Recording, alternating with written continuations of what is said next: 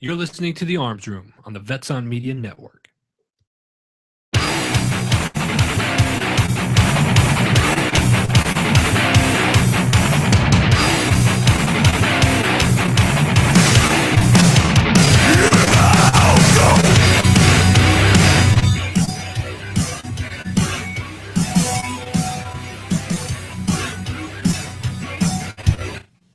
All right, you're on The Arms Room with Glenn. It's John.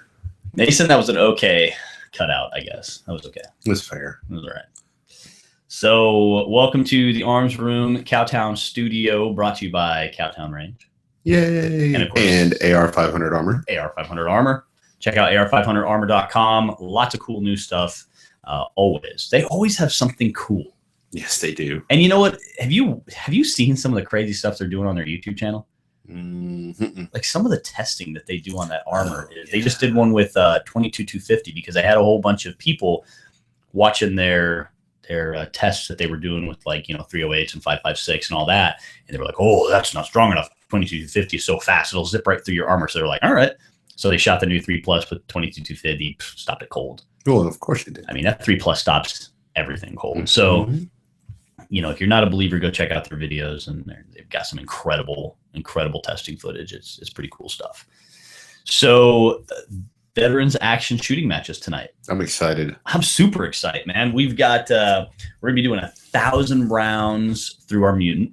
Sweet. So we're gonna really tear that, and we're not gonna put any lube on it.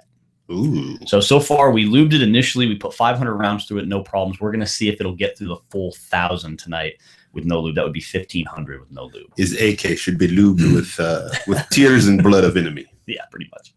So we'll see how well it Mikhail does not approve of that. Well done, Will. So speaking of the mutant, check out the YouTube channel of Independence Training so you can see the 2 tests we've done.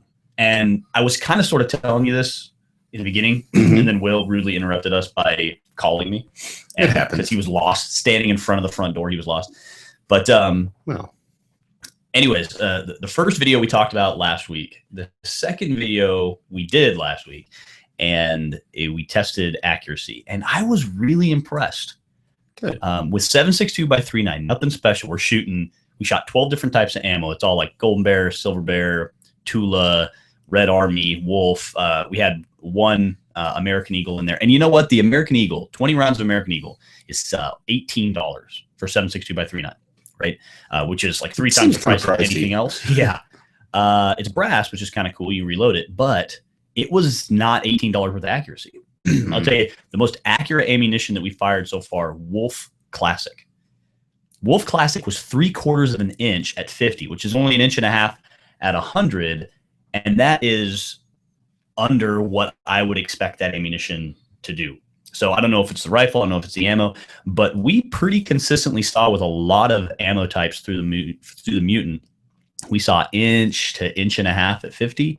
So I mean, it's pretty well holding that 2 to 3 minute of angle accuracy that you would expect out of a battle rifle, and especially out of a battle rifle shooting junky 7.62 by 3.9 ammo. So pretty impressed with it. I was pretty impressed by the gun so far. So we'll see how it continues to go.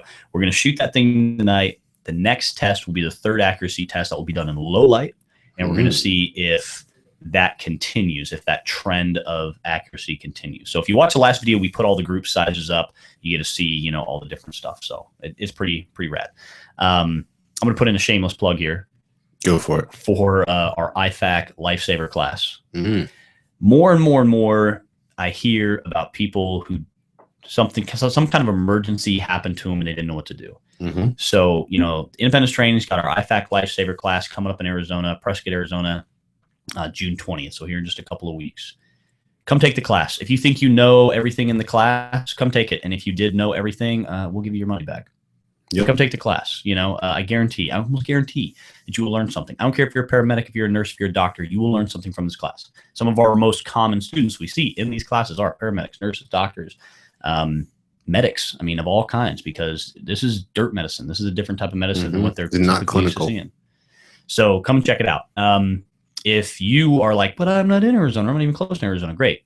contact us and we'll talk about hosting one of our classes in your area, because that's certainly something we like to do. We don't mind traveling. We like going other places. We enjoy it. So, and hosting is a good deal for everyone involved. So, contact us. Easy to get a hold of us. info@trainingaz.com. So you can shoot us an email and we'll give you more information on how to host our IFAC Lifesaver or any class, but specifically, since that's what we're talking about, get a Lifesaver class going on in your area. Mm-hmm. This is the best way I can say medical training is important. In 6 years of training people on firearms, we've trained thousands. And I'm just talking about civilians, not even our law enforcement or military clients, right? Just on the civilian side of our training, we train a lot. One of our students, again, outside of law enforcement military, one civilian student of ours has smoke checked somebody. Mm-hmm. Now, several of them have used their firearms to deter, or the presence of a firearm was enough, etc. But we've only had one person actually, no joke, apply the skills that we teach them. In medical, I had one on Thursday. I had one 2 weeks before that. I had one a month before that. We have them all the time. Text, email, call us. Hey, this is how I use it. This is how I use it. This is how I use it. Medical training is important. You are going to use it. We can't guarantee you're going to use the firearm stuff we teach you, but we can definitely guarantee that you're going to use the medical stuff. You will encounter one of these emergencies at some point in your life. It's really important to get the training. So, come to class with us if you're close by. Otherwise, email us or call us and we'll talk to you about hosting. It really is important to have these skills. All right. Since the last week, anything exciting happened, John? What the hell's going on in the world today? Anything cool? Not that I know of, no. Yeah, I don't really pay attention that much. I built a Lego castle yesterday. Oh, man, that is shockingly awesome. Yeah. Me and my oldest. Did you actually build it like from pieces? Oh, God, no, dude. It's just like... Dude, you got to start doing your own thing. Oh, no, that's what I did. I didn't build it out of a kit. I built it out of... Okay, well, that was the question. Oh, I'm sorry. I cut your question short. No, I built this like 4-story ladders and staircases. Did you use different colored bricks? Because that's my favorite part. Oh, that's the worst part. I know. You can't stand it. It drives me crazy. But my kid was like, this thing's awesome, Dad. Thanks. All right, buddy. Chalk one up for Dad. Yeah. Well done. We had this weekend, we had Tactical Medics grand opening. A lot of fun. Sorry I missed it, Sean. I apologize. It was a lot of fun. Showed up over at Sean Tactical Medics shop over in Mesa, Arizona. Had a great time talking to people and dealing with gear and all that good stuff for a while. So we were there pretty much all day, but it was a good time. Nice. It was fun. Other than that, not really a whole lot going on. Not a ton going on. But our news guy is going to die, so we're not going to ask him. Mason is dying. So I walk in today and I said, burn the candle at both ends, eh? And then John walks in today and you said something about... You look worse than dog manure. Yeah. So Mason, who's usually very sparky and excited, sad face today, man. Really terrible. Still got bedhead. I hope you feel better soon, Mason. I just want to crawl into bed. Poor kid. Even his voice sounds pathetic. You're not allowed to talk anymore today. You're bringing me down, dude. You're done, bro. All right. So today on the show, we've got our good friend, Will Larson from Semper Paratus Arms. And Will, I've never told you this before, but I do forgive you for naming your company after a Coastie slogan. Well, Glenn, I don't know what to say. I kind of struggled a little bit when I was trying to come up with a name. Everybody's got something catchy, flashy, Tactical. Something tactical, which I omitted. But it kind of, when I started looking at names, I was thinking about, because I was in the Coast Guard and also in the Army. But I was trying to think of a slogan or a name that kind of embodies what my training consists of. So I took a look around and, I said, hey, Semper Paratus Arms, and thinking of the Coast Guard motto of, always being prepared, so to speak, and that kind of was why I did that. That's why I kind of picked that name, because the whole purpose of training, whether it be the technical training that I provide or the firearms training like you guys provide, is to make someone be more prepared. And so that's how that came about. Now, when I met Will, poo on you, Glenn. It's one. All right. It's one for Will, All right. 0 for Glenn. Let's see how that works. When I first met Will, I don't know, 5 years ago or something like that. About 5 years, yeah. What kind of connected us was I was having a rifle that was kind of crapping out on me. And Will was like, well, I just built this awesome upper and, maybe you'd like to buy it. And I'm like, oh, great. And another guy who builds uppers. Well, I wonder how great this is going to be. But, I looked it over and it looked pretty good. I'm like, all right, cool. I'll give it a try. And that is still the carbine that I run as my primary carbine today. And that thing has been beat up and drunk through the dirt and the mud. It has been hammered. It's on what? It's third lower now? Second Probably lower? on its third lower at least. Yeah. We just replaced the gas tube on it. Will replaced it in the parking lot of Sportsman's Warehouse. So, but it's just run like a champ. So, Will then started working and kind of designing really the rifles for psionics, right? The psionics weapon systems. Yeah, basically, I started working more and more with psionics down in Tucson, and one of the things was trying to kind of breathe life, so to speak, back into some of the stuff, and look at some of the newer things out there. One thing about that, you guys probably know this as well, especially in the AR world. There's always change. There's new rails coming out. There's different sites coming. Magazines. I mean, I can't even name all the different magazines. So there's all these different things going on. And, whether that change is good or bad, whether that change is, trying to just kind of keep up with the competition, so to speak, you've got to stay abreast of all that. You've got to look at some of the stuff, the trend in rails has changed quite dramatically, from just a few years ago of everybody wants Picatinny to, hey, I don't want Picatinny. Or I want key mod, key mod, M-lock. or M-lock, or I at least want to put Picatinny where I want it and not where I want it, where I want it and not where they want it, so to speak. So that's another aspect of it. Now, before we get into the talking points here too, I also want to mention, excuse me, that one of the things that here's how I introduce Will when I'm telling people about Will, because Will's built a lot of rifles for our students.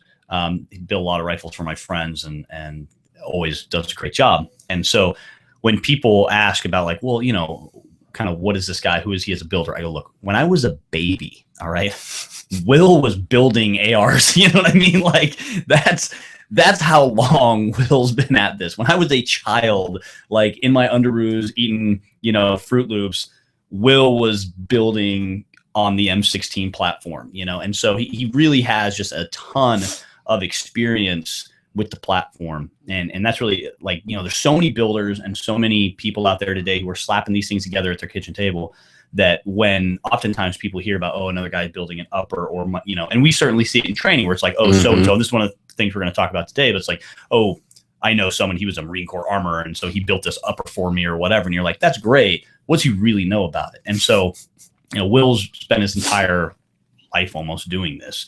And now with Semper Paratus Arms, hands down the best armorers course I've ever taken, simply because it's 2 days, right? 2 days? Yeah, 2 days. And the greatest part about the class is that it is not brand specific. Every other armorers class I've ever attended, brand specific. It's Colt specific. It's Smith & Wesson specific. It's, whatever, specific to a certain brand. Will's isn't. So he's happy to tell you that this sucks and that doesn't, and this is how this stuff really works. And, all the rifles he's seen, he's done armory inspections for law enforcement, military, and all that kind of stuff. So you see all these different crazy problems and how to fix them. And you start to notice trends with certain brands and manufacturers, which is kind of our first real talking point is what do you think are the most common mistakes that people make when they're building an AR-15?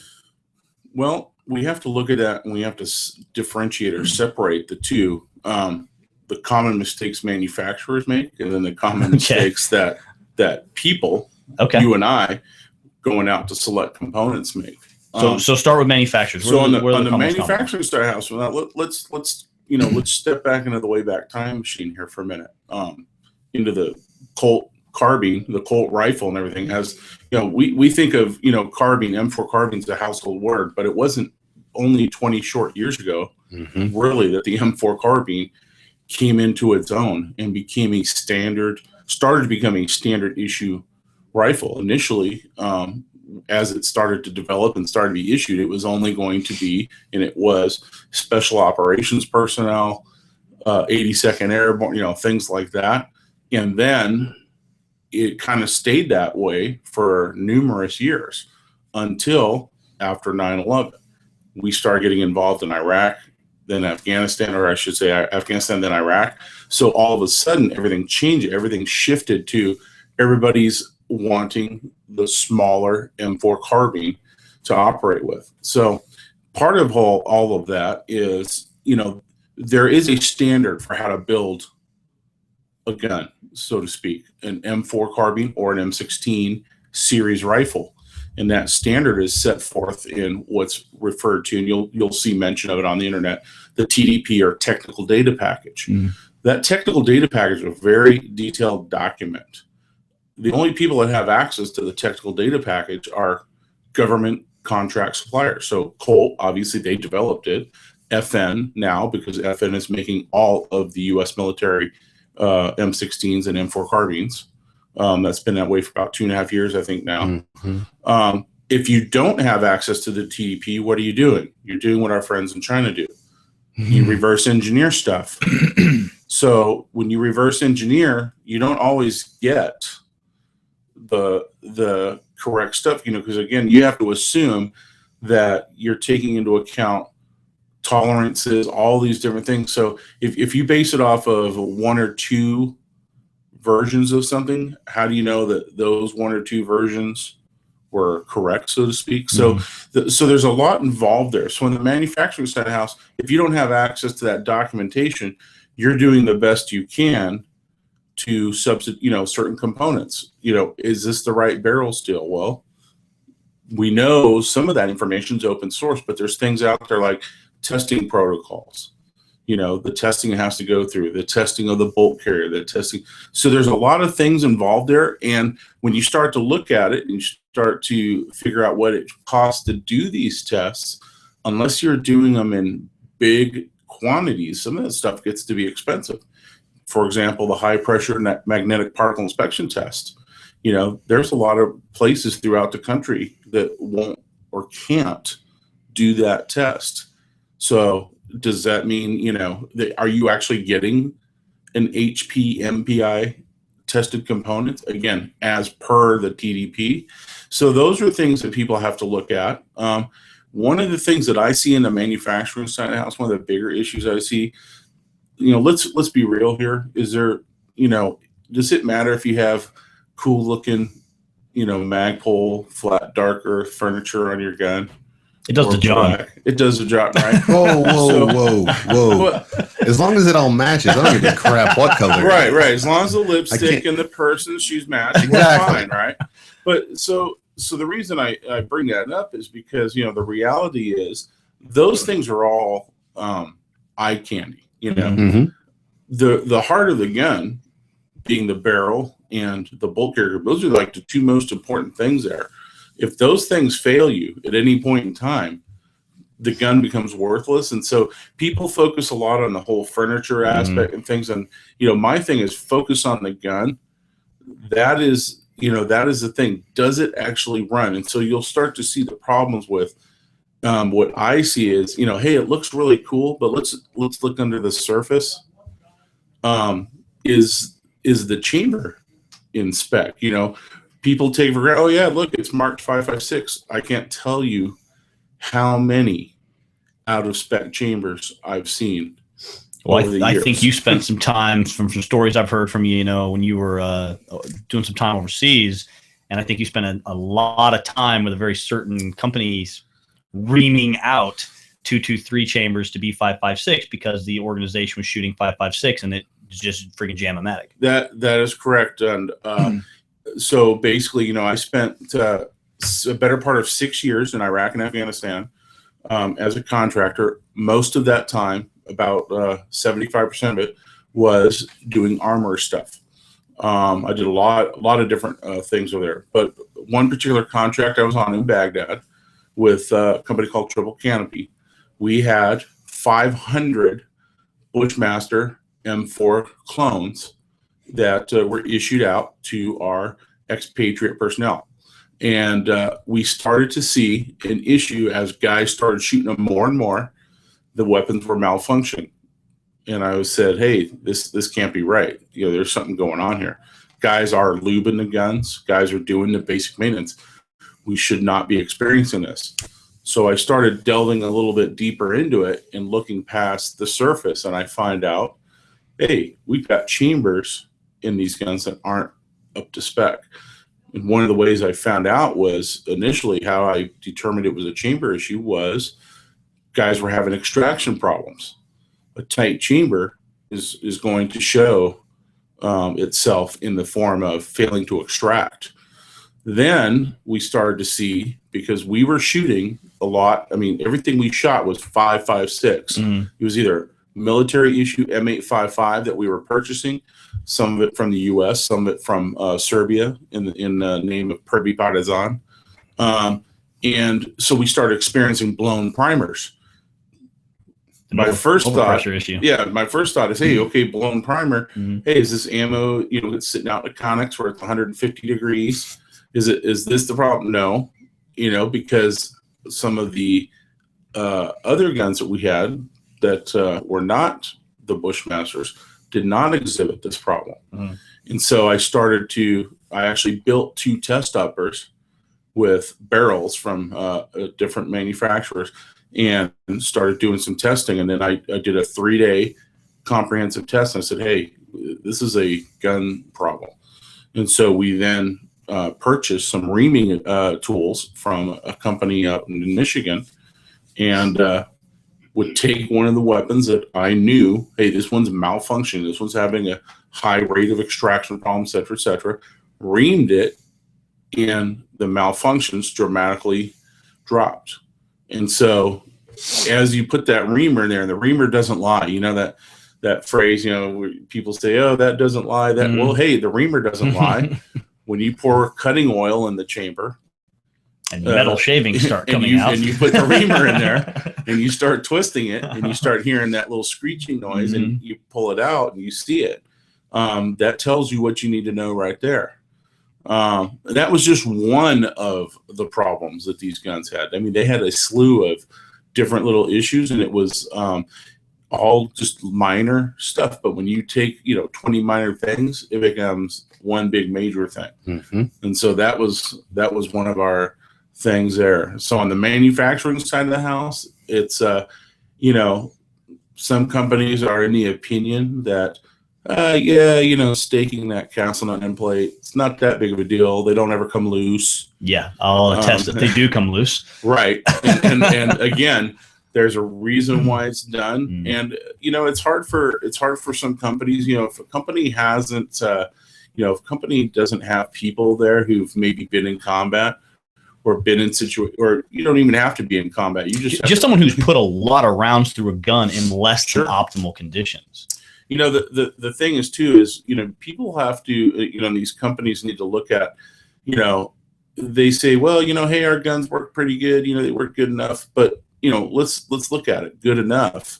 If you're a cop, if you're an armed civilian, if you're a private security guy, whether overseas, here in the U.S., whatever, you know, if a weapon only works, you know, good enough or most of the time, does that inspire confidence? Right. Nope. No, it doesn't. And it only takes, you know, one incident of it not being good enough for you to find out, hey, you know, and that could, in fact, end up, you know, costing you or somebody else their life. So, you know, good enough, you know, you really need to put that into perspective. Well, plus there's a frustration aspect that we see with a lot of shooters, students who are just like, oh yeah, you know, my AR, it has this type of malfunction, you know, every now and then. And I'm like, every now and then, my gun never has a problem. And when it does, it's because something broke and that part needs to be fixed or repaired. You know what I mean? Like, I don't see classic. these problems that we have. Like, that's Right. not acceptable. I hear people go, oh yeah, I put 100 rounds to the gun. You know, I only had a couple problems. And I'm like, a couple problems in 100? That's insane. Like, you just spent a lot of good money on this rifle. It's a well-functioning piece of equipment. They should not be having these problems. What were you saying, John? We had that student out at that carbine class in Buckeye whose buddy had built his upper. And Right.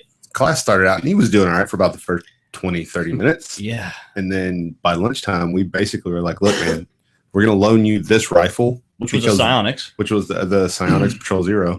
We're going to loan you this rifle to use for the rest of class because your rifle has become a detriment to your ability to learn. Because He had experience.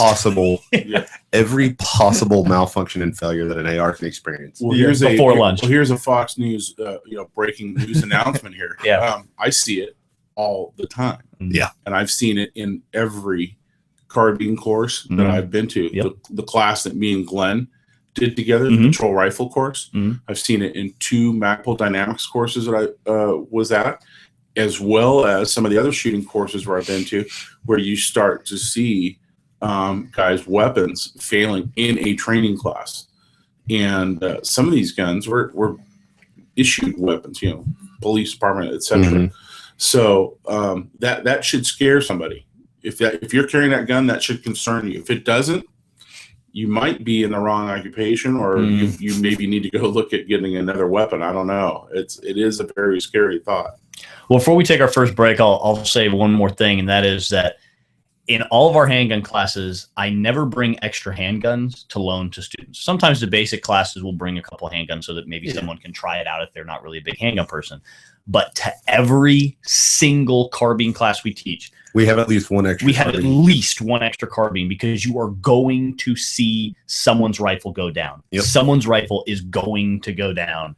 And, and usually then that's when we hand them our psionics and be like, here, run this thing. We don't know how to get it to stop. So if you run it, maybe you can figure it out. Yeah, maybe you can figure out how to break this thing because we haven't figured it out yet. So, but like it should kind of tell people, like, precision rifle, we don't bring extra rifle. Shotgun, we don't bring extra shotguns. Handgun, we don't bring extra handguns. Carbine, we always bring extra carbine because usually there's going to be someone in there whose buddy built this or he bought it at a good deal here or whatever. So, all right, when we come back from our first break, we're going to have Will tell us about common mistakes that people make building their AR-15s.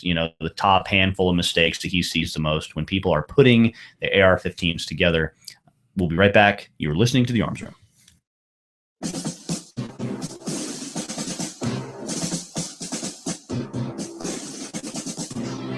Everyone's going to need an attorney at some point in life. I'm no different. Hey everyone, it's James from Vets On. Whether it was my last will and testament before deployment or my ongoing custody battle for my children during my divorce, I needed help, so I lawyered up. If you need help, I urge you to contact Capstrom Law Firm. Capstrom Law Firm in Springfield, Missouri services clients throughout the state in criminal law, personal injury, and family law. With over 13 years practicing law, Tom Capstrom understands both law and court procedures and how stressful they can be. Let Tom Capstrom Law Firm and his dedicated staff take the stress and worry out of a difficult situation by calling him today. We feel so strong about the work that Tom and his staff are doing that he'll be a monthly guest on the show. Tom is a veteran and a listener, for God's sake, so you know the guy is solid and will fight for you. Give Tom a call today by calling 417-864-0552 or email Tom at capstromlaw.com. And don't forget to tell him that Vets On sent you. The choice of a lawyer is an important decision and should not be based solely upon advertising.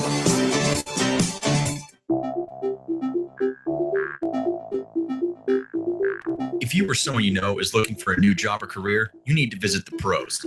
National Career Fairs at ncfairs.com. National Career Fairs hosts over 300 career fairs a year nationwide. The events are free and give you the perfect chance to meet some of the top employers in your area face-to-face. To find the nearest career fair to you, visit ncfairs.com. Again, that's ncfairs.com. What are you waiting for?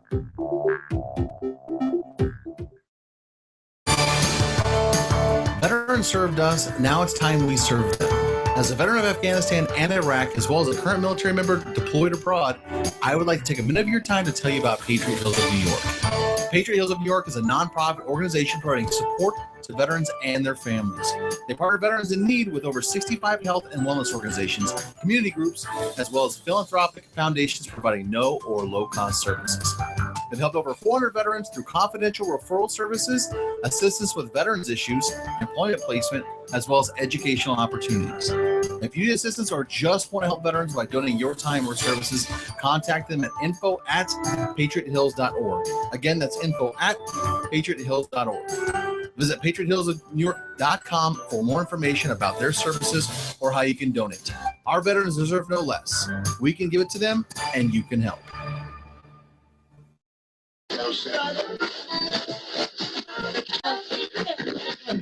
You're listening to The Arms Room on the Vets on Media Network. All right, you're back on the Arms Room. We're here today with Will from Semper Paratus Arms, and we're talking about AR-15 building mistakes. We've talked about the manufacturer mistakes, which are mostly the fact that, you know, there's only a handful of manufacturers that are really honestly following the technical data package or the TDP. Yeah. And that's really, everyone else is just kind of cloning stuff. Everybody else is doing as good as they can. It's just doing the best they can. And that's why we see so many problems with so many, you know, there's a lot of people who will ask me like, well, I want to buy an AR-15. And my first question to them, and I always hate to say, well, you know, money determines things, because money doesn't always determine everything. You can buy a great car for, you know, you don't have to, you can buy a great car for $4,000 or $40,000, right? I mean, there's vehicles you can buy out there. They're going to operate. They're going to drive down the road effectively, right? They're going to do what you want to do. They're going to do what you want them to do. Both of those cars could go 100 miles an hour, let's say, right? They could both get good gas miles, etc. That's not really how it works in the carbine world, in the AR world. You know, if you buy a $600 AR-15, I know you got it at a smoking deal on Cabela's or whatever, you know what I mean? And that's really cool. But don't expect that rifle to perform like a $1,200 or $1,500 carbine. Now, is it going to perform? For most people, yes, it's going to be, as Will said earlier, good enough. It's going to be good enough for the weekend shooter. Yeah, it's going to be fine for a weekend shooter, maybe a little bit of hunting, a little fun. I mean, most people don't go out there. I read a stat the other day by the NSSF, the National Shooting Sports Foundation. It was like the average person shoots, man, it was less than 500 rounds per year. Yeah, and actually, we've talked about that. Yeah, we've talked about that before. There was actually some number that came about through a survey or something. The average AR guy was doing 300 rounds a year. Yeah, that's 10 magazines. I do that sometimes. That in class. Sometimes I just do that. That many rounds in one class. I mean, we put 500 rounds in the Mutant in the last week and a half. So it's just like, you know, 2 years ago, with independence training, just between instructor training and a couple other classes, I put over 10,000 rounds downrange through combination of handgun and carbine. 10,000 rounds. That's. But like when you realize what the average shooter is shooting, then one of these DPMS Sportical $600 rifles is probably going to be good enough for them, because they're probably never going to really push it into service. So does everyone need to run out and buy a $1,200, $1,500 AR? No, you probably don't, you know, or $2,000, $3,000. You probably don't. But when you're buying your AR, be realistic about your expectations of it. Don't tell me that your parts build from your buddy who built it at his kitchen table is going to be as good as Daniel Defense or Psionics or BCM or, you know, any other really good, well put together rifle. You can't make those kinds of claims. Well, here's the problem, Glenn. You kind of just touched on it a second ago, where you said dollar doesn't dictate, dollar shouldn't dictate that. Unfortunately, it does. Yeah. And more unfortunately is and this is a societal problem, and it's not just firearms. It's cars, TVs, computers, phones, whatever. The big thing that I see is, and especially when we start talking about firearms and firearms purchases, is impulsiveness. Firearms people go buy stuff on impulse, whether it be, oh, I saw this on the internet. Oh, I read this in a magazine. You'll come across that quite a bit. And so when it comes now, let's take a look at the AR stuff, and we'll step back in the time machine. What I referred to as the 2013 Obama gun panic. where guys literally rushed into any gun store Bought anything. that had a rifle that was, semi-automatic, used a magazine, and was an AR-15, AK, whatever it was. If it was, the evil-looking black rifle, Yeah. I want it. I'm buying it. I don't Mhm. care. Simply because someone's going to tell me I may not be able to have one of these. And so looking at that, okay, prices went up. Stuff skyrocketed. It was insane. I mean, we all saw the $40, $50, $60, $70, $80, $90 PMags. Typical panic buy. We saw the rifles that went from $899 to over $2,000 during that time frame.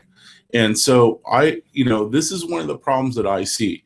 We now live in this what I call the microwave or Taco Bell society. Mm-hmm. I want to go to the drive-through.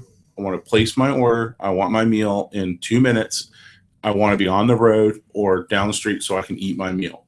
I don't want to wait. Could you go get a Mexican meal somewhere at lunchtime in your 45-minute lunch break, whatever? Sure. Mhm. But the problem is you're going to have to sit there 15 to 20 minutes while they make your food. Mm-hmm. And that gives you, 20 minutes wolf to it eat down it. and get back to work. And so we see the same thing with the AR. It's like, I don't want to save an extra month or 2 or 3. I want it now. Mm-hmm. And so really when people say, well, I only have $7 spent. No, you have $7 spent because you've decided you don't want to wait an extra 2 months or 3 Mhm. months to get a rifle that might cost you $150, $200 more. And let's make just a little comparison. Right. And not even right now. It's been this way for a couple of years now. And I'm going to use 2 guns because they're very, very similar in configuration. Colt 6920 carbine, which is the civilian version of the M4 carbine, and then Bushmaster makes one they call the M4A3 or something like that. Mhm. Essentially, both guns are carbine gas system. They use USGI style buttstocks, the USGI style black double heat shield type handguards, carry handle, etc., etc. Same barrel length, everything about them's virtually the same. Pistol grip, everything. The dollar difference between those guns was on the average about $150. That was the separating point. 200 is probably max. So $150 to $200 separating 2 guns. Now let's think about this. Everybody recognizes the Bushmaster name, right? Mhm. Whether it's for good or bad, everybody recognizes the Colt name. But the Colt carbine has an established track record, and the M16 and now the M4 carbine are the longest serving firearms in our nation's history as far as rifles, issued rifles go. Mhm. Longest serving rifle in U.S. military history. It's now in its 52nd year that an M16 type of weapon has been employed by U.S. military forces, and Colt has been doing that from the outset. Which one of those guns do you think I'm going to trust For an extra $150. if it hits the fan tomorrow? you know? Exactly. Name brand is certainly important, and that's where, to get into like the mistakes that people make when they build their guns. I think that's a problem too, is that there's this belief that parts are parts. You're right, and here's what I see. The most common things that your average guy on the street, so to speak, does. Well, first thing he does is he looks at price. Hey, I found a barrel at Joe Bob's Gun Gallery or whatever you want to call it for $100. That'll work. I don't understand how that barrel can't work, because it's $100. It's got to be good. Nobody would sell a barrel that's not good.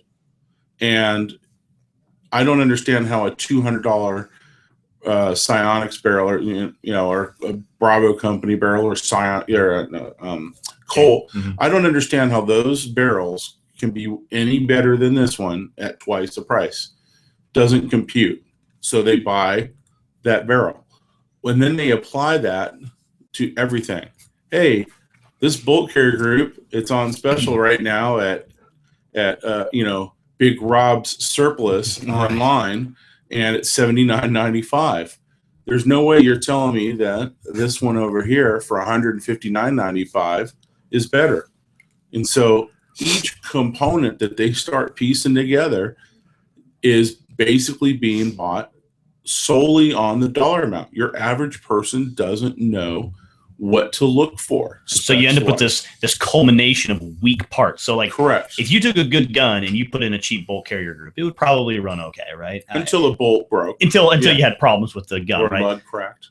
But if you took a good gun and you added a crappy barrel, okay, it would still shoot, But when you take all these cheap you put a bad barrel components in a bad receiver with a bad gas system, with a bad bolt carrier, with a couple of with things that are out of bolt, spec a little bit, and now you've got a really now you got a problem. And people you've got an expensive paperweight is what you got. Parts are parts. They all go together. Right. And as we've seen in our classes, and man, I know, you and I have talked for hours, I think over the culmination of years, maybe even days, about these kinds of problems that we've seen. So, what are some of let's say your top three. What are the top three parts that people definitely, absolutely, you should not skimp on these three parts? So I would have to say the three most important components, if we're looking at it that way, is the barrel. Barrel's number one. The barrels, if you're going to cut costs on something, don't buy a freaking rail system. You don't need a rail system, Cut it somewhere other than the barrel. Cut it somewhere other than the barrel, because the barrel is one of the most important things. Not only is the gas system, whether you're getting a rifle mid-length carbine, not only is that determined by the barrel, but the gas port sizing. And gas ports is one of those things where if I could take a picture or a snapshot in my class every time we start talking about gas ports, and the stunned look on everybody's face when you actually tell them, did you know that a gas port is actually different based on type of operating system and even between manufacturers to manufacturer?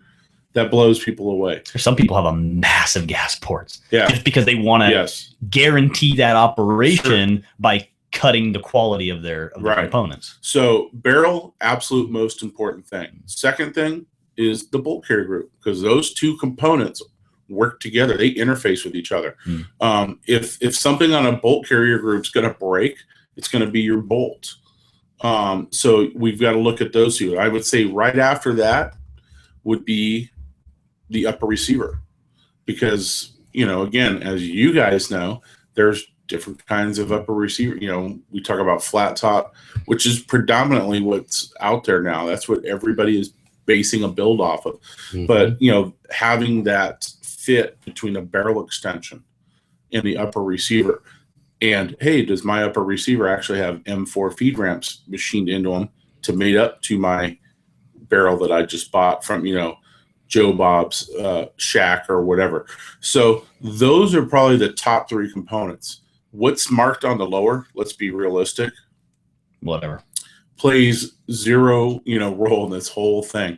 If that lower is built properly, you could, I would actually like to have a Bozo the Clown marked lower just to prove the point, because even a Bozo the Clown marked lower, if it's built, machined correctly, which most of them are, is going to run every bit as good as some of the other ones out there that command 2 to 3 times the amount of money. So really, it's all about that whole upper half. Absolutely. That's where everything happens at.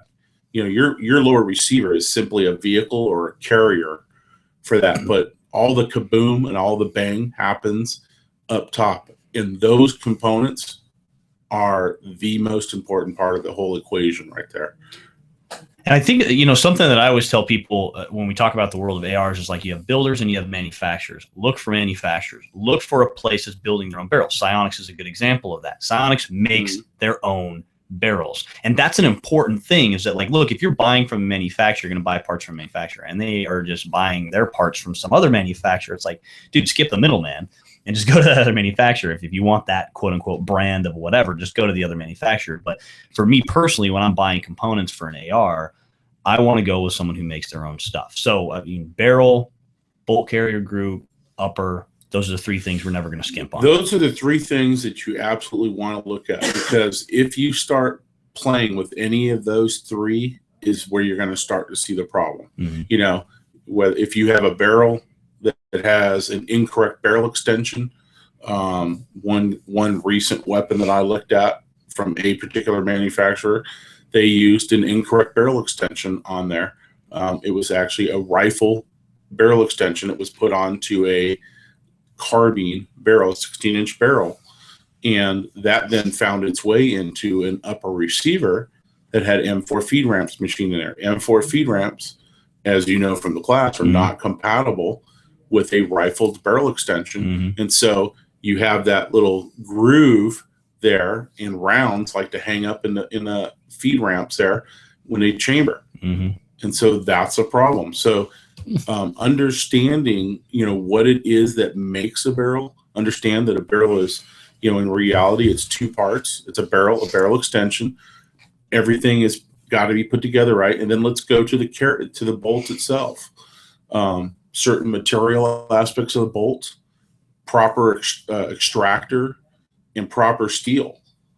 You know, and that's one of the things we can touch on after the break. There is, you know, during that great gun panic of 2013, when certain components started drying up, people got creative, started making big manufacturers got creative, started making bolts from other materials. You know, and people go, "Oh, that company would never do that." Yeah, they would. To stay in business, to sell stuff, yes, they absolutely would. Sure. And we saw, I know, some pretty crazy stuff happen. So we come back from the break, talk about that a little bit more. I also want to get your input on what are the most common spare parts, or maybe the most important spare parts is a better way to say. What are the most important spare parts and the most important maintenance to be doing to an AR to make sure that it continues to operate and that it's going to continue to operate for forever, because a good gun will last you forever. And I will touch on, right after the break, I will touch on again the mistakes that I see made by people, because it's not just the purchasing of those parts, it's putting them together. Well, I know, like, one thing I wish we could show on the show, I mean, we have video on the show, but it wouldn't really do it justice, is I love your box of crap that you bring to your classes. Is like, this part's screwed up and this part's screwed up and this thing blew apart and all these, you know, that's a really interesting thing to see. So we'll talk more about that when we get back from the break. You're listening to The Arms Room. Veterans served us. Now it's time we serve them. As a veteran of Afghanistan and Iraq, as well as a current military member deployed abroad, I would like to take a minute of your time to tell you about Patriot Hills of New York. Patriot Hills of New York is a nonprofit organization providing support to veterans and their families. They partner veterans in need with over 65 health and wellness organizations, community groups, as well as philanthropic foundations providing no or low-cost services. They've helped over 400 veterans through confidential referral services, assistance with veterans issues, employment placement, as well as educational opportunities. If you need assistance or just want to help veterans by donating your time or services, contact them at info@patriothills.org. Again, that's info@patriothills.org. Visit patriothillsnewyork.com for more information about their services or how you can donate. Our veterans deserve no less. We can give it to them, and you can help. Everyone's going to need an attorney at some point in their life. I'm no different. Hey, everyone, it's James from Vets On. Whether it was my last will and testament before deployment or my ongoing custody battle for my children during my divorce, I needed help, so I lawyered up. If you need help, I urge you to contact Capstrom Law Firm. Capstrom Law Firm in Springfield, Missouri services clients throughout the state in criminal law, personal injury, and family law. With over 13 years practicing law, Tom Capstrom understands both law and court procedures and how stressful they can be. Let Tom Capstrom Law Firm and his dedicated staff take the stress and worry out of a difficult situation by calling him today. We feel so strong about the work that Tom and his staff are doing that he'll be a monthly guest on the show.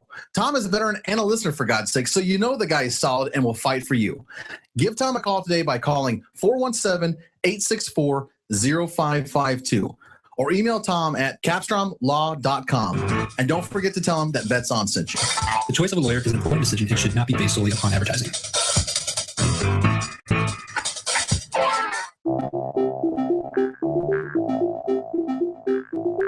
If you or someone you know is looking for a new job or career, you need to visit the pros. National Career Fairs at ncfairs.com. National Career Fairs hosts over 300 career fairs a year nationwide. The events are free and give you the perfect chance to meet some of the top employers in your area face to face. To find the nearest career fair to you, visit ncfairs.com. Again, that's ncfairs.com. What are you waiting for?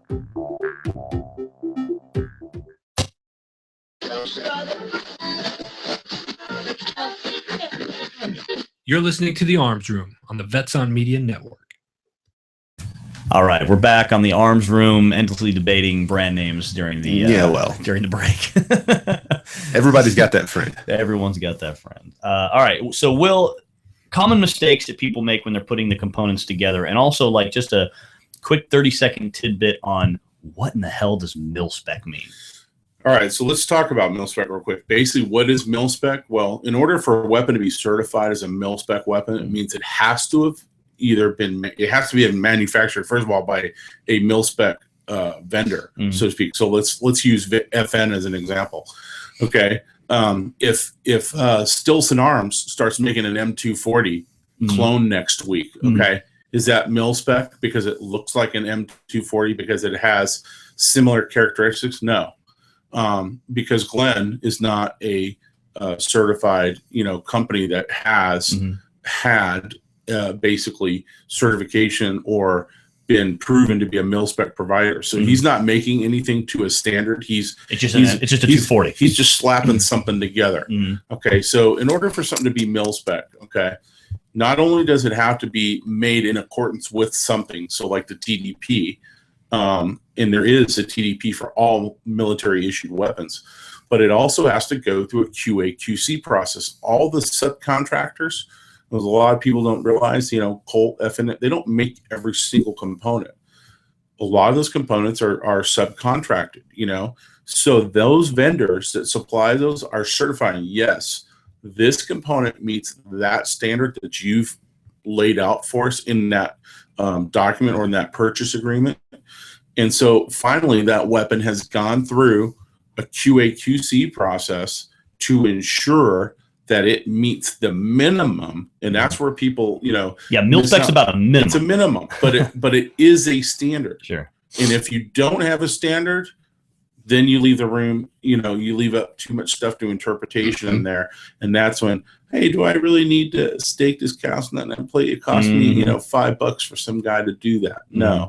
Do I really need to make sure I'm using a genuine H buffer that has real tungsten in there, not powdered tungsten? So things like that. So, and there's another aspect of mil-spec, and that is mil-spec ensures that components are made or manufactured to a tolerance, all right, because they've been through a process. So if I had an M16A2 rifle, as an example, and I was in the Army, and I went to the far side of the world and linked up with the Marine Corps, and I had to get something from them, that component would actually work on the weapon.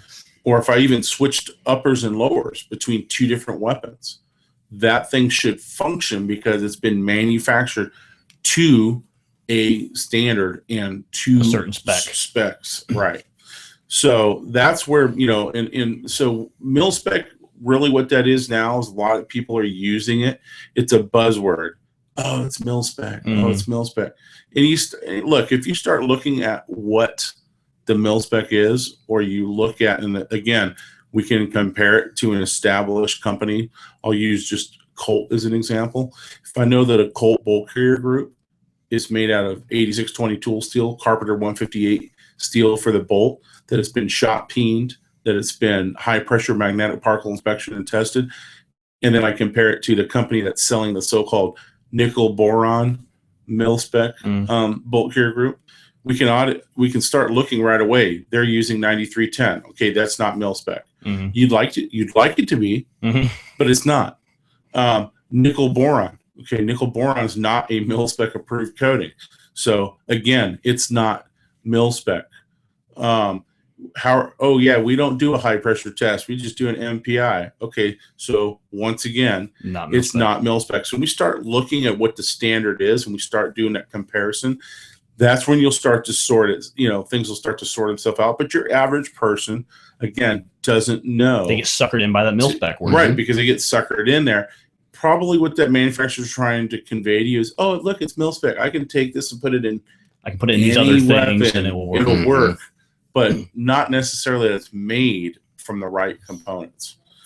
Now, when you see people putting guns together, because I mean, you've seen everything from police armories to military armories to, individuals. I love following your Facebook page and all the funny things like, I had this guy bring me this gun. I had to take a picture of it. It was so terrible, and it's like all these crazy things that you come across. What do you think, to again kind of do like a top three, what are the top three problems that people do or the mistakes that they make when they're putting their AR together? So number one thing I see is people buy a barrel, whether it be a stripped barrel or one that has an FSB on there, and they try to modify it. They put a low profile gas block or something on there because that triangle gets in your way and all the other nonsense we hear. Right. So they start making a modification. They don't realize, for example, most barrels that are out there on the market, that are sold as a stripped barrel, are not pre-dimpled. Okay, so pre-dimpled means that it doesn't have that small dimple at the bottom of the barrel to help ensure correct gas block alignment. That is one of the number one things that I see.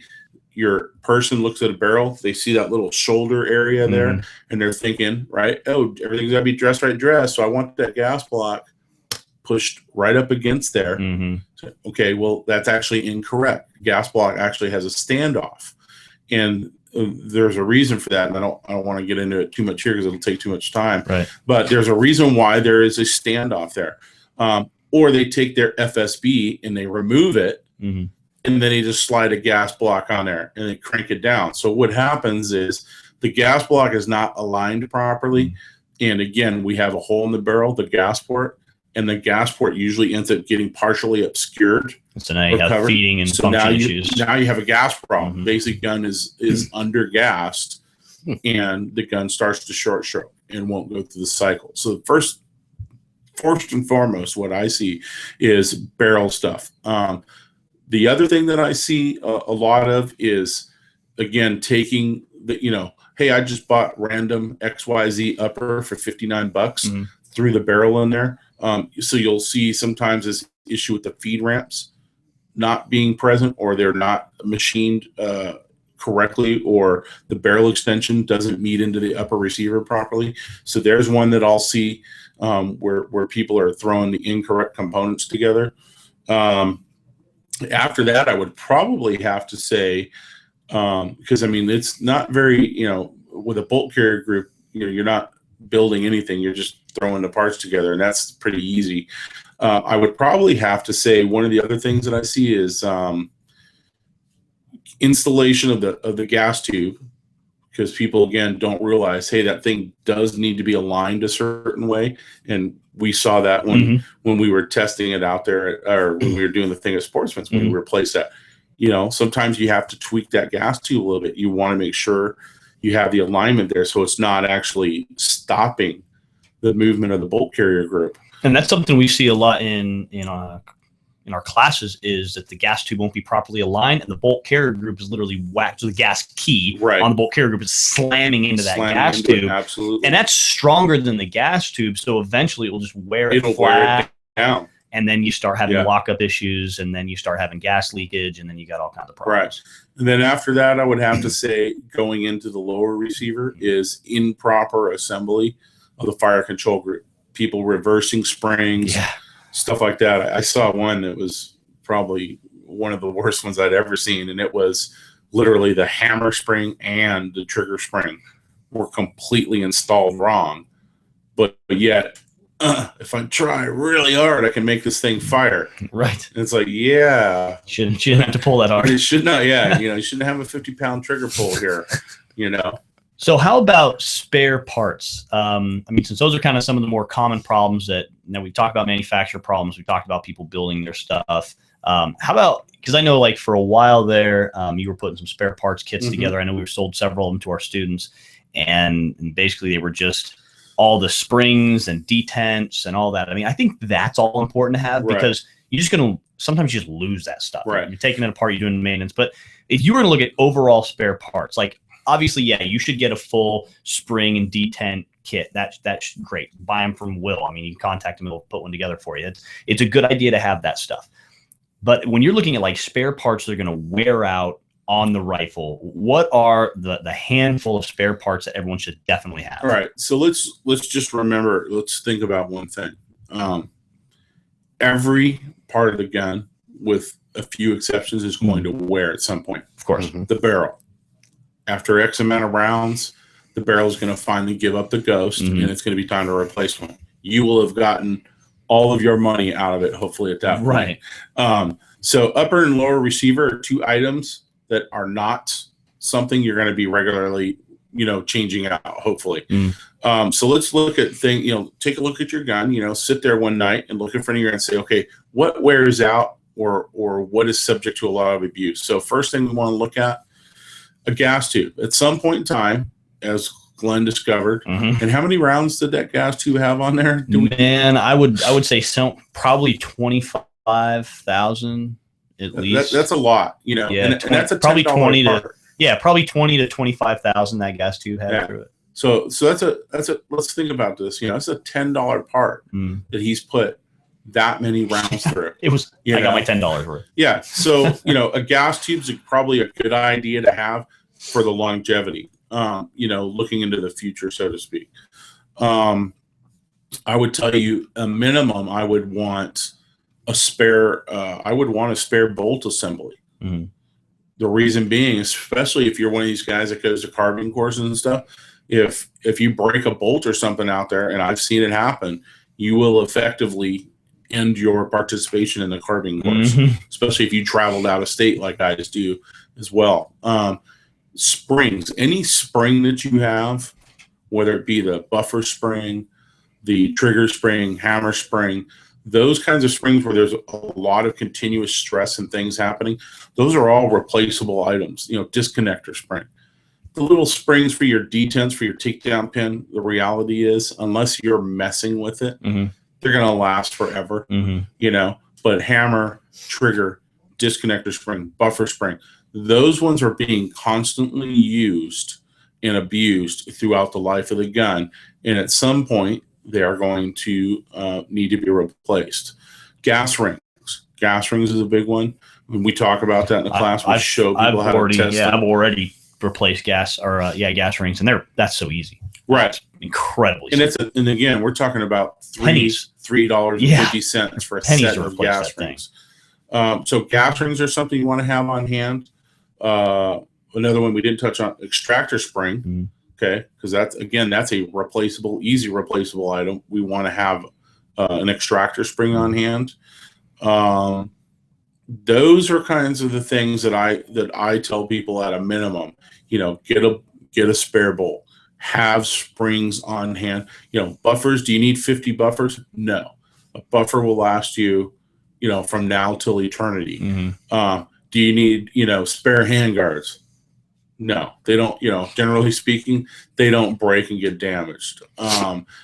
Butt stock, yeah, matter of fact, I got a text message here earlier about a butt stock. A guy had a malfunction and he attempted to clear the failure to extract went and he to mortared mortar it and broke the butt stock. Yeah, we've seen that. Yeah. We've seen that in class a few times. Yeah. People are like, oh, my butt stock. Sorry. So, and that's a technique problem. Yep. For one. Yep. And then two, hey, it's great. Now I got no butt stock. If it happens in a carbine class, what do? Suck it up. I guess. Shove that buffer tube against your shove shoulder that and keep buffer going. tube There you go, buddy. So, but yeah, those are the things that people should really look at. And then, of course, the one thing that I'm going to tell everybody, because I'm an older person, I remember very vividly when Bill Clinton signed the assault weapons ban in magazines. Yeah. If you're not devoting some money to purchasing spare magazines for your rifles, handguns, whatever, you might want to start, You're wrong. especially before 2016. Yeah. The I reality think I've got is, enough magazines right now You know, to last but- the rest of my life. but magazines again, and this is one of the things I do talk about, and I try to preach this. Magazines are a disposable item. People fall in love with them. I understand if you live in California, where you can't possess certain capacity magazines, or even in Maryland or other places. So you have to make the best out of those mags, and in some cases, repairing them, new springs, whatever might be the best option for you. But for everybody else that lives in a free state, basically a magazine is When it starts crapping out, throw it in the crapper. That's right. Yeah. If it starts to crap out, it's time to put it off to the side and say, okay, this is strictly a range training mag or demo or whatever. Don't fall in love with it. Yeah. You're going to have to replace them and buy new ones at some point in time. And, and you have to really look at, is it worth, me buying new springs? If a new spring costs you $350 and you're using USGI mags, it costs you $850.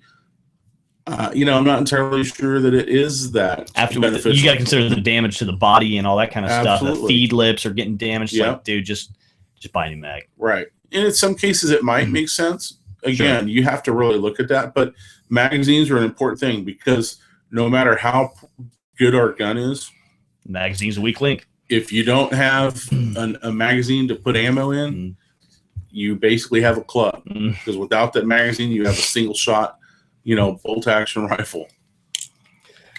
Well, if we were going to list those parts, we would say, all the springs and detents and things like that, just because you're going to lose them sometimes during maintenance. Bolt. Definitely a spare bolt. Yeah. Gas rings. Gas rings. Yeah. Because you can also rob some of those components off of there. And it's really cool. Yeah, that's another reason I like going through Will's class. Is he was like, you see this spring? Okay, well, you can take this spring and it'll work for this if it has to. You can, again, as you said, kind of rob things. So what else do we have? We had just all the springs and detents, the gas rings, an Trigger, bolt, spring, disconnector spring, hammer spring. Those are all wear items. And having a spare fire control group isn't outside the realm of because a full lower parts kit's $60, $70. It's not a bad idea to keep around. A spare gas tube. And more importantly, because of course parts are like the gun. They're not going to do you any good if you don't know how to use them. So to kind of wrap up the show, let's talk a little bit more about Semper Paratus Arms real quick. I pulled up your schedule, and Will, you travel all over the country teaching your classes. So, and of course our listener base is all over the world. Right. So it's, we're not just going to stay to Arizona, but you can check out Semper Paratus Arms at Semper Paratus Arms, all one word, .com. You're also on Facebook. You post a lot of fun pictures on Facebook of broken rifles and things like that. And you've got June, the end of June in Oceanside, California. Looks like the beginning of July in Boyd, Texas. Middle of July right here in Arizona in Buckeye. You've got one in Amarillo in August, and that one's already, I think, about 20% full, and we just announced that one. Just posted it. You got another one in September at the site, which God, I want to go to the site so bad. What a cool, great place. Training facility. Oh my gosh, so incredible! Amazing place that it's located in Illinois, which as we know is not the gun friendliest place in the world. What an amazing range! But a great facility, very well maintained, good people out there. So real quick, Glenn, about my class, just to touch on a few points. So one of my primary things when I set this class up was, it wasn't going to be a restricted class. Almost all of my classes, unless it's one that a PD says, hey, I'm getting you and you're coming to teach this, and it's going to be us only, like the class I did for Atlanta PD SWAT a couple months ago. That was all Atlanta PD, so nobody else came to that class. But my classes are open to law enforcement, military, and civilians. I don't discriminate on that as far as that goes. I prefer to have everybody there. I'd like to have a good mixed class because it benefits other students, because you get different perspectives from guys, different walks of life. So it's not restricted. That's the big thing. The other thing is, like you mentioned in the very beginning, it's not brand specific. So if you come to my class, I'm not going to beat you up if you have a Bushmaster or DPMS, whatever. I'm going to tell you things that I've personally observed and witnessed over the years that can go wrong. And I'm going to tell you, if this starts to happen, here's what you probably need to start looking at. These are some of the things that they've been known to do. So don't be surprised if it does happen, you'll know how to fix it, which is the whole purpose of the course. But on that note, that's one of the coolest things that I liked about your class was, like, I've been to other armorers classes where it's like, all right, it's a Colt armorers class. They're gonna give you the Colt gun. You're gonna take, and it's perfect. It's freaking perfect, right? You're gonna take the Colt gun apart, and you're gonna learn about it, and you're gonna put it back together. In your class, you've got all these XYZ brands, so everyone's pulling their gun up, but they're like, well, hold on, mine doesn't look like that. And you're like, it's because it's screwed up, right? And then right there, we fix it. Right. You know, so if there's problems on people's rifles in class, Yes. they're gonna be fixed. Absolutely. And I had a couple of people actually ask me, why is your course structured this way? If I go to the Colt course, they provide XYZ, they provide the tools, they provide the weapon. Okay, if I provide you a weapon that's not yours, and it's, like you said, perfectly put together and everything, when you go home, are you going to remember every little thing to start looking at? Chances are, no, you're not. Mm-hmm. If I tell you to bring your gun to the class and you find out all of a sudden, hey, I don't have stakings on my carrier key, but gee, 90% of the other people here do. What's wrong with this picture? I should probably stake it. I should probably stake. So that's something we fix in the classes. We stake the carrier key. And I think that's probably one of the biggest benefits of the class is the ability to bring your own piece of equipment, right, and have it looked at, inspected, and fixed before you leave. And your class is $350, right, for 2 freaking days. I mean, it's like, there's no reason that people should not take this class. And I had when I set up the course, I had to balance things. I had to balance a cost. I had to balance the time. I was able to bring it down to 2 days because although we do cover a lot of stuff in those hours that we're together, I try to cut out, and I did most, I'm not there going to market a bunch of other stuff. I will tell you about brands and or specific products that I see that work well, things that you can look at for your weapon. But at the end of the day, I'm not being paid by Colt. I'm not being paid by, Bravo Company or Psiox or even, any of those, unless it's a Psiox class. But, I'm not being paid by them. So, I have no problem also telling you, hey, they occasionally do screw stuff up. I'm going to be honest about the stuff that I see. But I want people to bring their stuff to the class because in every class that I have done, we have had problems with guns. Guys literally found out, oh, my firing pin was warped. Oh, my barrel nut was only torqued to, 3 foot-pounds. How did this get out of the Smith & Wesson factory? Or Wyndham Weaponry or whatever. Or, hey, they didn't stake my carrier key. They didn't stake my castle and end plate. It was a Monday or a Friday gun. Yeah, my disconnector spring was actually binding, or my disconnector was binding in my weapon. What's going on? So those are issues that we look at in the class, and that's why I want people to bring their stuff. The one of the more interesting ones was a class I did in Marana, Arizona, which was one of the first classes I ever did, and that was in late 2012, I believe. And it was either late 2012 or 2013. One of the guys came to the class with a gun that he had recently run in a carbine course, and it was a Smith & Wesson M&P just by chance.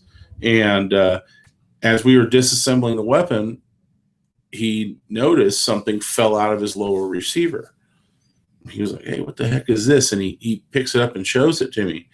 It was a blown primer because he had one of the first M&P 15 rifles that he had picked up, and someone had chamber issues. So he was blowing primers, several of them per course or whatever he was doing over a course of fire.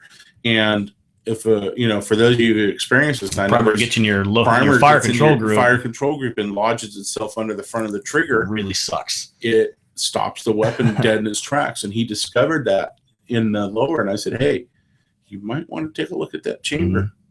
You've probably got a chamber problem going on. And here's a guy who might at some point had to bet his life on that rifle. So We got to go because we're over time, and I always love talking to you, Will, and it seems like time always flies when we're talking. I was telling my wife last night, she's like, so who's going to be on the show? And I'm like, it's going to be Will. I'm like, Will's one of those guys that before I ever take a phone call from Will or go hang out with Will, like I got to make sure I've appropriately cleared my schedule. Right.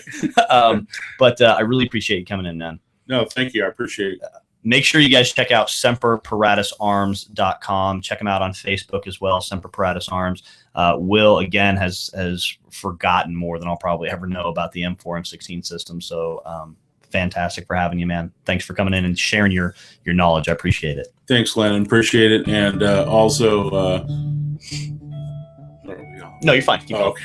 And also, take a look at Psionics weapon systems in Tucson, Arizona as well, especially if you're one of these people that's in the market for a good, solid gun. We've got a lot of agencies here in Arizona using them, as well as across the country. And, we're very meticulous on attention to detail and everything as well. So, and anyone who hasn't seen the Independence Training YouTube channel video, we run a Psionics Patrol Rifle Zero. We've got almost 10,000 rounds through it, and at 50 meters, we were still holding basically about a minute of angle on accuracy, never cleaning this barrel. That's pretty impressive. I was pretty impressed by the accuracy capability. So fantastic piece of equipment. Like John mentioned earlier, it's the carbine we give to people in classes when their stuff breaks. So we know that the gun's going to run. All right, next week we're going to have Alan from Gunslinger Tactical in the studio. He's going to be talking to us about ridiculous rifle setup, or holster setups. My mind's on rifles. Ridiculous holster setups and why good holsters are important. What? Yeah. So you we're mean looking. the Uncle Mike's holster that the little flippy floppy thing doesn't work. Shocking, I know. All right, so look for that next week, and of course, we're looking forward to having a great time at the Veterans Action Shooting Match tonight. Make sure if you're interested, you make the July 13th event, and until then, stay aware, stay safe, and train hard. You've been listening to the Arms Room.